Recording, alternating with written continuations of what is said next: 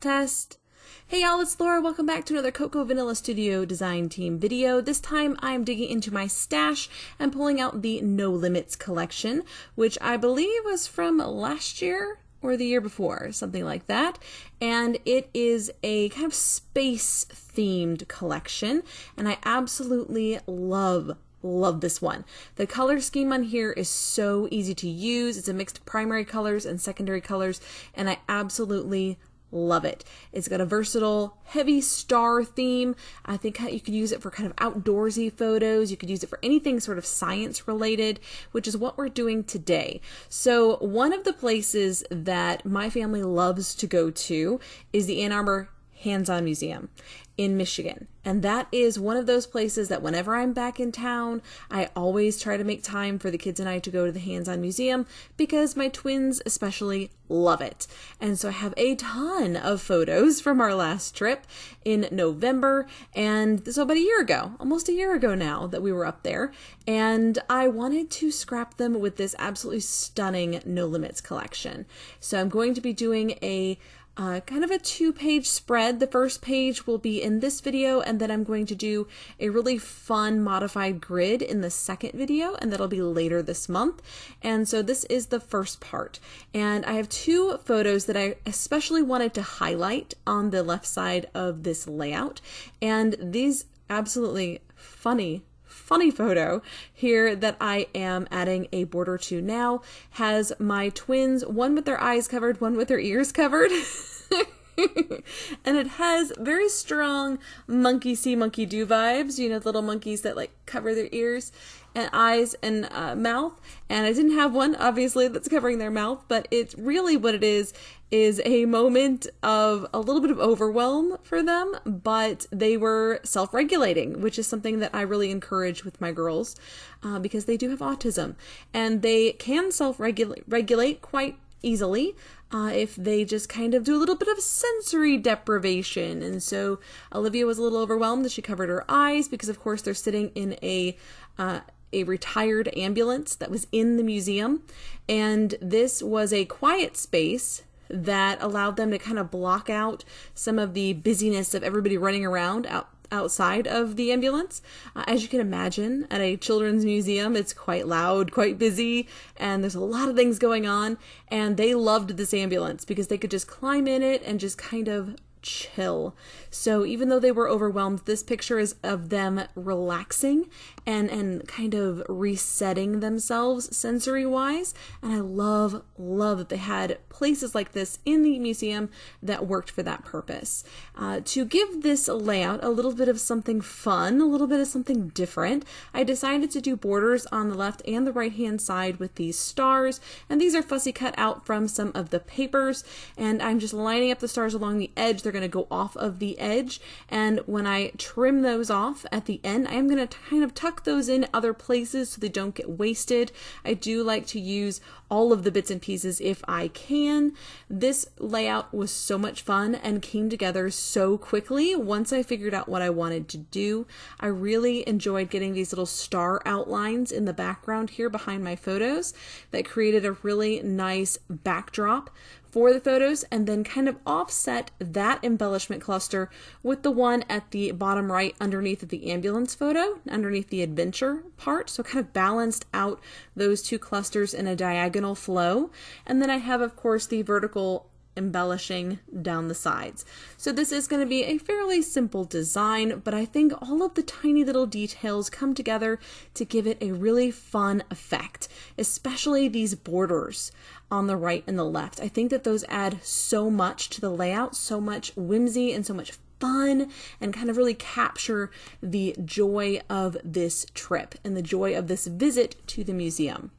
Now, for my journaling, I have put a little journaling spot there in the center that is from the cut apart sheet, and I've just kind of layered that behind my photos so that I can add in just a little bit of journaling about what's going on in these photos, where we're at, all of the details, and down below I'm just going to create a fun little cluster with some of the little bands of color that are on the manufacturing strips. I like to trim those out and use them.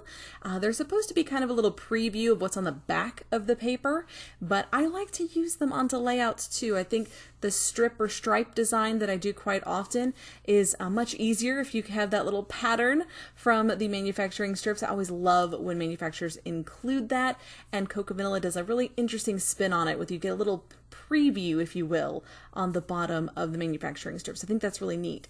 And so I will use some of those on this layout as well. Now I do want to encourage you to check out the blog. There's going to be more photos and more details on the blog for this layout, as well as a ton of inspiration from all of the other design team members. And that is cocoavanilla.com.au, because of course they are in Australia. So they have the little .au at the end, and it is packed with ideas to use as inspiration for your Cocoa Vanilla collections. I know that I have quite a stash going of Cocoa Vanilla after all of these years. I've been scrapping with them for a very long time and absolutely adore every single collection, which is why I'm on the design team, because I can't get enough.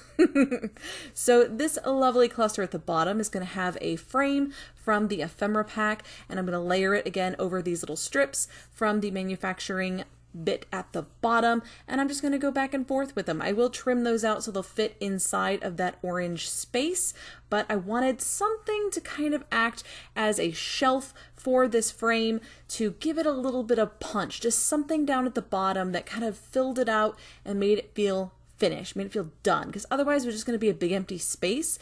Since I'd already added in a journaling spot and my title at the top, I didn't really have anything else I needed to put down here at the bottom, so I decided this little fun little cluster was a good option.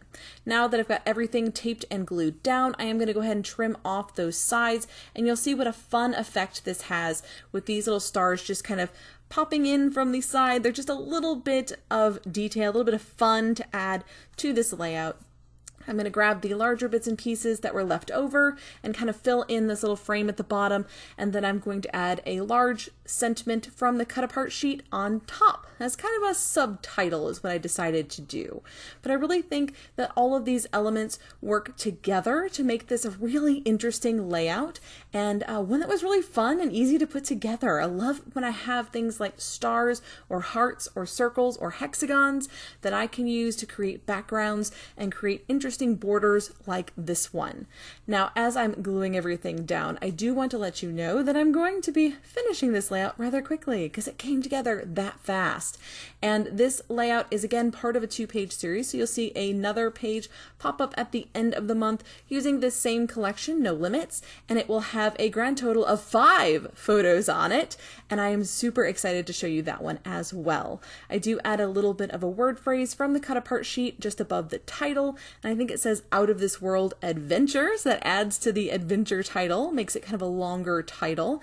Nice little trick if you've got one of these larger words and you want to kind of add on to it. Often the cut aparts have great word phrases on them, or the sticker sheets as well. I really like those lovely little word phrases at the bottom of the Cocoa Vanilla sticker sheets. They're always so clever. They have the best phrases on them, and I especially love when she puts like little stars and hearts and mixes those in with the word phrases. I think it just gives them a little something extra, you know, a little detail that I appreciate very much, Zoe.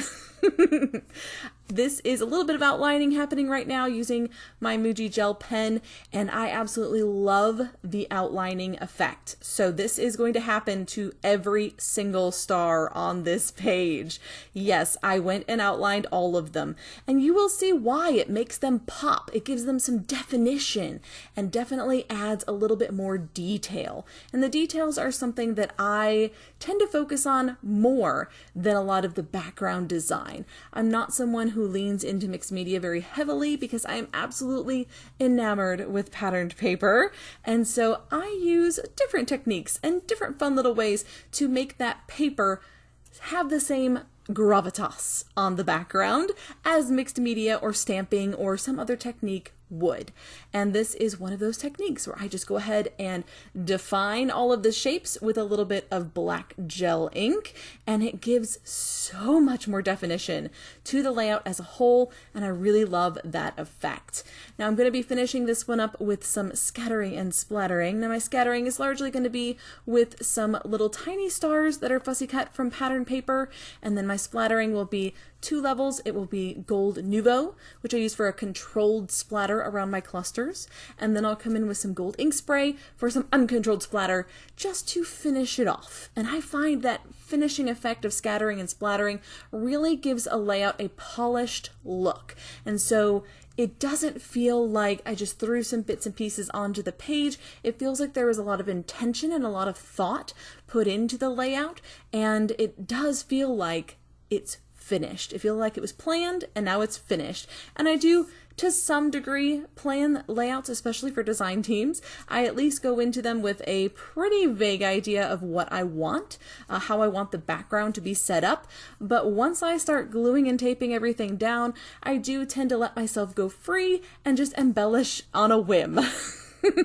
I find letting that creative flow handle itself near the end really works out well for me to get exactly the effect that I'm looking for, because my eye has become very trained in the last 20 or so years that I've been scrapbooking to know exactly where to put all those tiny details. So if you're still not sure, you're still working on that particular gift, give yourself a little bit of a break. It does take a lot of practice, and kind of check out how others do their layouts as well, which is why I send you to the blog, because seeing how other people scrap their photos and what those little details look like on other people's layouts is a great way to kind of give yourself a little inspiration for how you're going to add those details to your own layouts.